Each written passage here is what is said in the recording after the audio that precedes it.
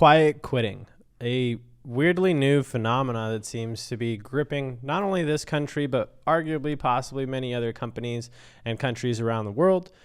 What the heck is quiet quitting? Seems to be perfectly on the heels after the quarantine and the pandemic and everyone not wanting to work. So let's go ahead and talk more about this. Welcome and welcome back to the Gen Ed Show.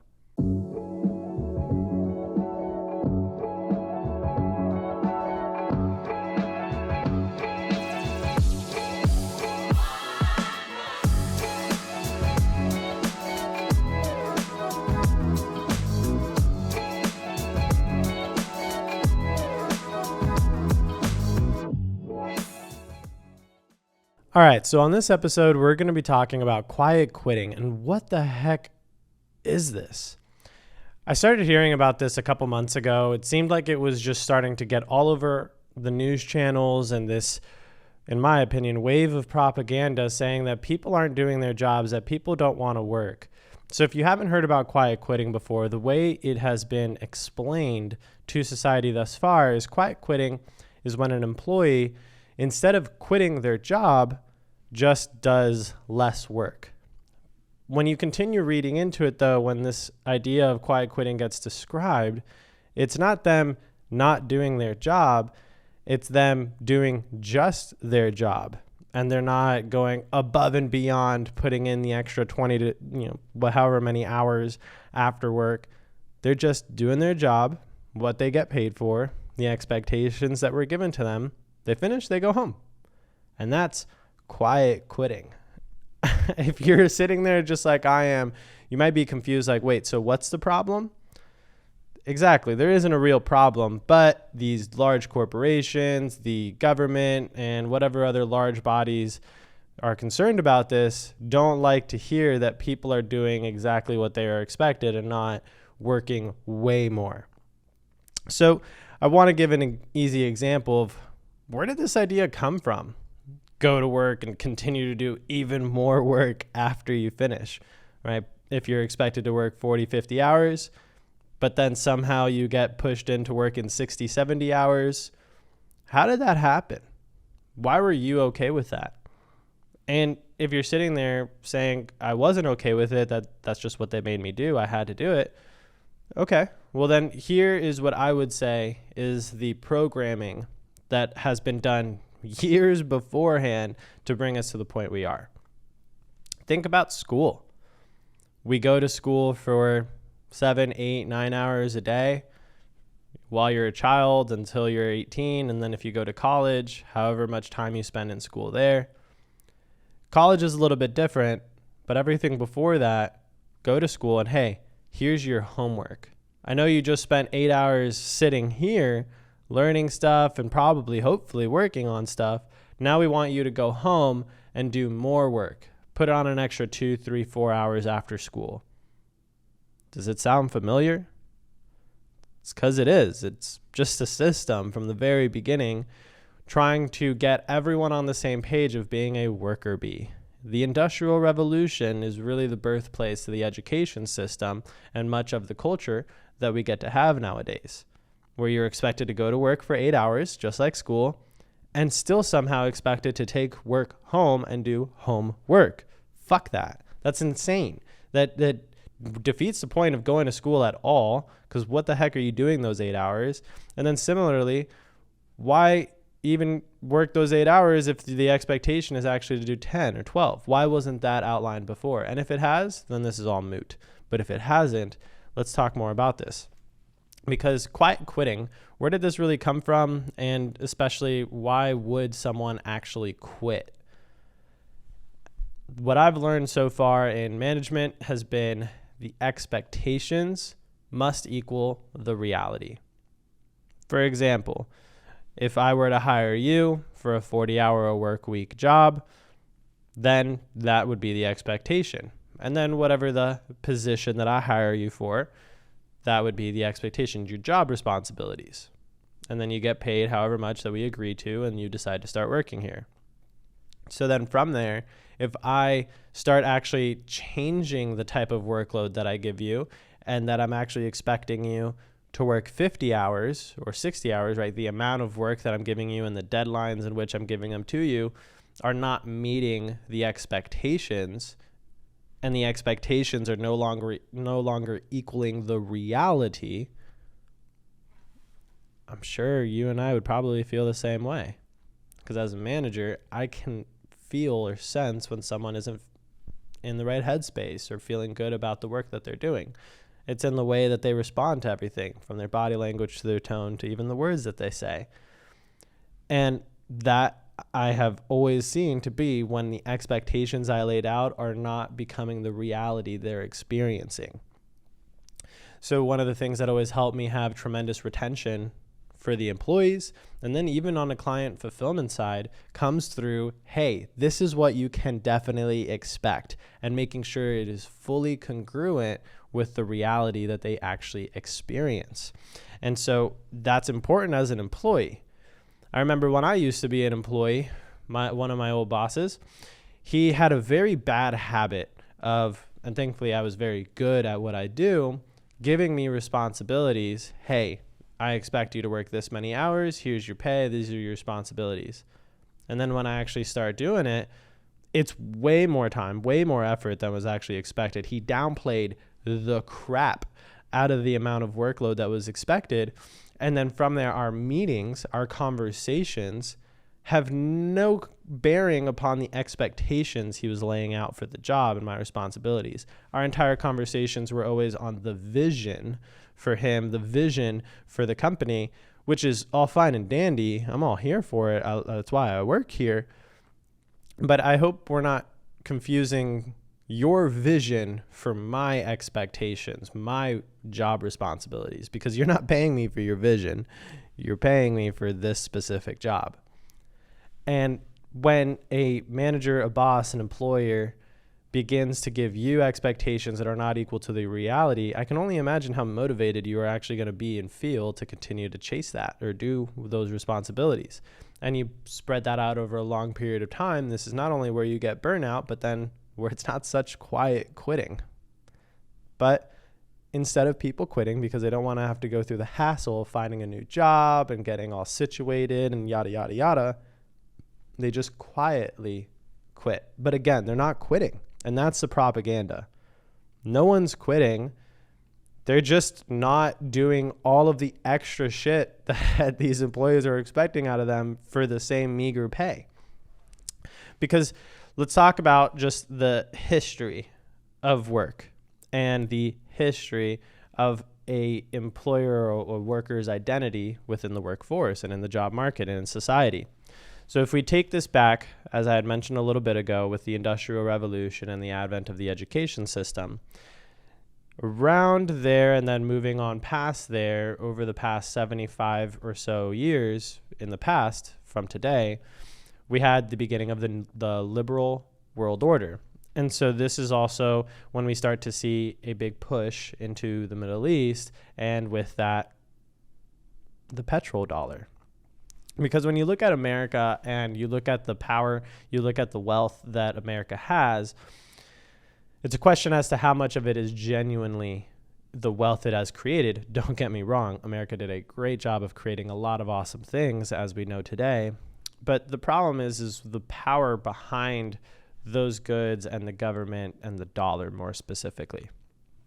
Because the petrodollar started to create basically $0 for us, right? We didn't have to pay for gas. We just went and bombed people and countries and stole their fuel and basically stole their resources without actually, giving them whatever little crumbs, but we take it for us, right?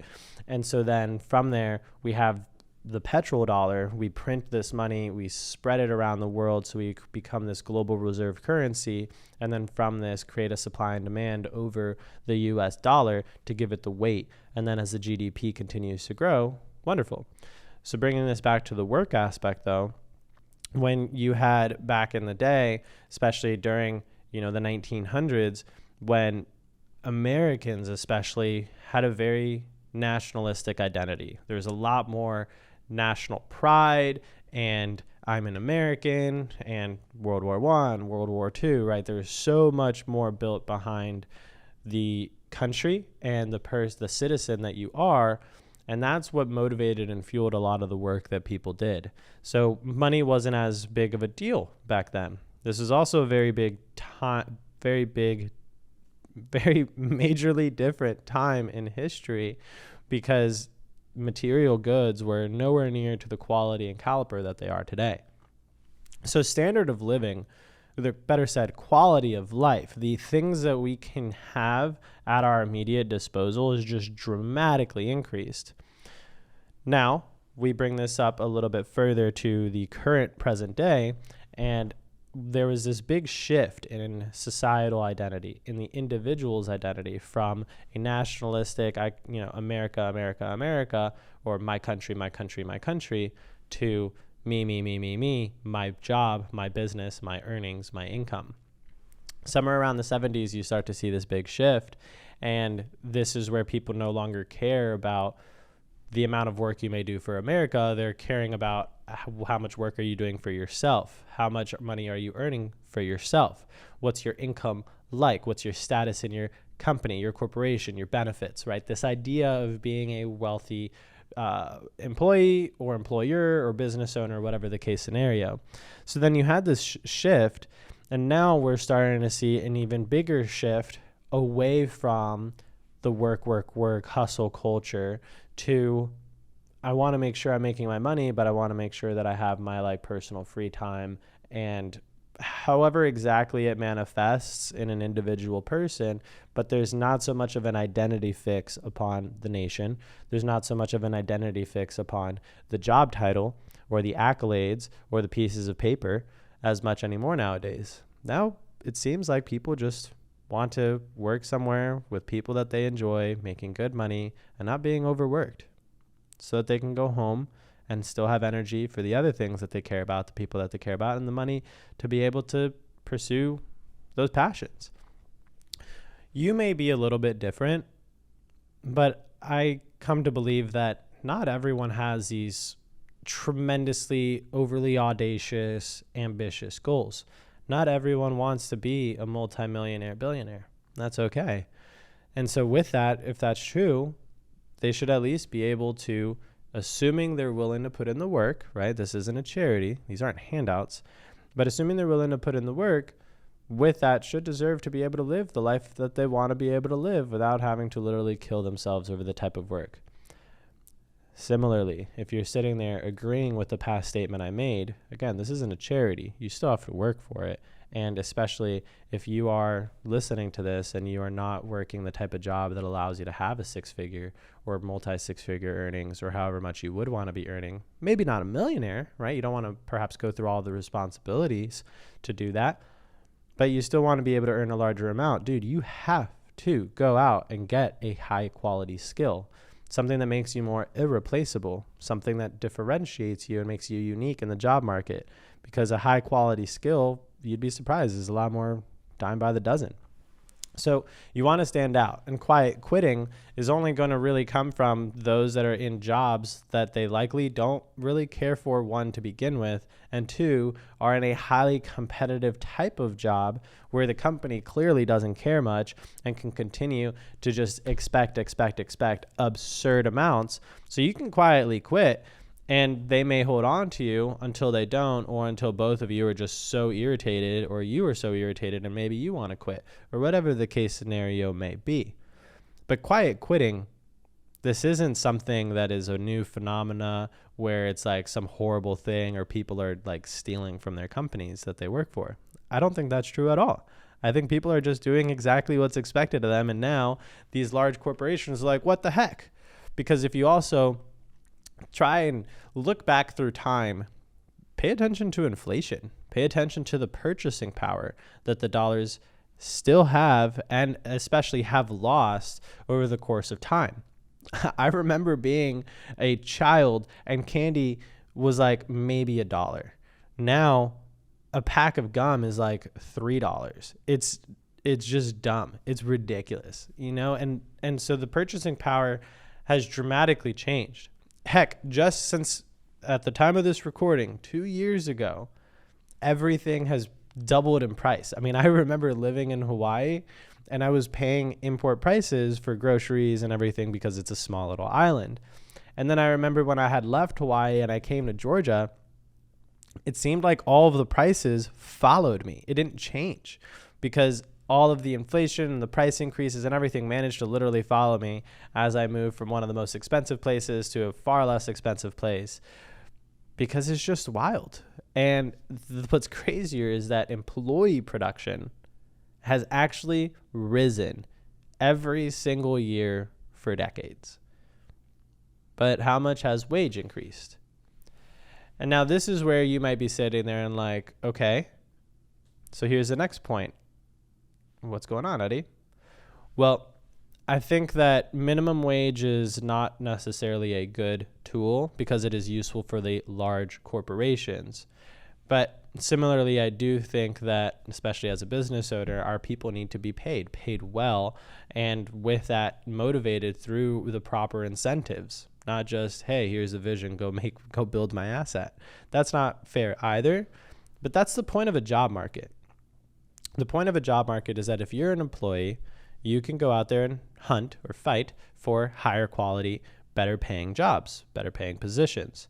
You obviously have to do your part to become a higher quality person to earn those types of positions, assuming it's on a merit basis. And from there, your best bet is not to stay in that company for years or decades. Your best bet is to eventually quit a year, maybe 2 down the line, build your skills in the process, and then compete for a higher quality, higher paying job and showing off those skills and doing so while you still have the other job. So if you're quietly quitting, that's fine. I hope you're also doing your due diligence to find a better job that you don't feel like you need to quietly quit, where you are, instead of just doing the minimums, excited to reach for the higher ones because you fully believe in the advancement possibilities and the increase opportunities or whatever might be standing there or sitting there in front of you that you can go for. So it's really important that across the board we understand quiet quitting is 100% propaganda. This is propaganda from all these mega corporations, these large corporations. They want people to shut up. They want these unions to stop fighting for higher wages. They want people to be okay with a lower standard of living, to not do more, but for yourself. You should be doing more for us, and it's messed up that you are not spending all of your waking hours and energy doing stuff for us, doing stuff for our mega corporations. So understand that it's just 100% propaganda from all of these news outlets. Whatever side you lean, it doesn't matter. It's all BS because it's just a fake carrot on a fake stick. Oh, they're not working. Oh, blah, blah, blah. It's like, no, they're working. They're just doing exactly what you want from them. Sorry. So that's really the big thing. Quiet quitting, just not true. No one's quietly quitting. People are just doing their jobs. They're just tired of being bamboozled into doing way more and not getting the rewards from it. Just one of those things. So with it, double check for yourself. Ask around to others how they feel about their job and if they might be doing something similar, and what are they doing to change that? Because if you're quietly quitting, sure, it's propaganda, but could you do something more with your life and with your opportunity so that you're not just doing the bare minimum? Because life is not meant to be lived at the bare minimum. Do the bare minimum for them, but what are you doing to maximize yourself? Don't quietly quit on you. We hope this episode was super impactful and useful to you. If you found value in it, of course, but down below, you can put any of your comments, your takeaways. Please, of course, make sure to hit the like button. Put your review if you're listening on any of the other platforms, and especially to share on all of your other socials. You can follow us on ours. Everything's linked and shared below. And we look forward to seeing you on the next episode. Thank you so much.